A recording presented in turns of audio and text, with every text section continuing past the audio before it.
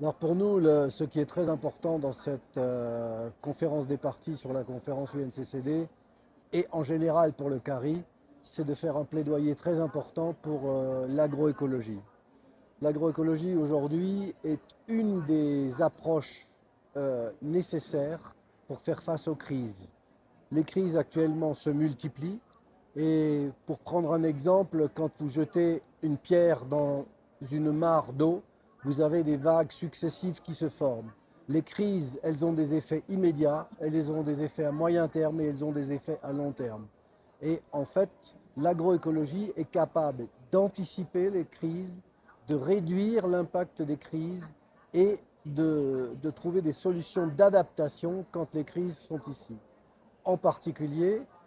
sur les sols, sur les terres, sur l'agriculture et donc sur le développement et la capacité des populations à se nourrir elles-mêmes, mais aussi pour toutes celles et ceux dans le monde, et ils sont très nombreux,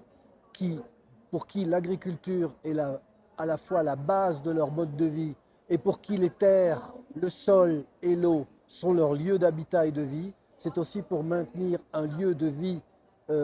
possible et vivable pour les enfants, pour les générations futures. Pour tout cela, l'agroécologie, à travers sa démarche, c'est-à-dire une démarche qui prend en compte des ensembles et ses techniques, c'est-à-dire des moyens d'agir sur les sols pour restaurer la fertilité des sols, pour maintenir une bonne circulation de l'eau, la capacité de filtration, la capacité de stockage, pour maintenir une bonne circulation de l'air et pour maintenir le couvert végétal, ainsi que, on l'oublie trop souvent, pour la fertilité des sols, puisque l'essentiel de la fertilité des sols et de la biodiversité des sols est concentrée dans les premiers mètres du sol supérieur. Je crois que pour toutes ces choses-là, l'agroécologie est un excellent outil, mais aussi une démarche, parce que ça force à prendre en compte un ensemble de choses. Nous avons trop longtemps, pendant trop longtemps, approché les problèmes de manière disjointe et de manière déconnectée les uns des autres. Le temps est venu d'approcher les problèmes de manière globale, de manière intégrée, et l'agroécologie offre cette opportunité.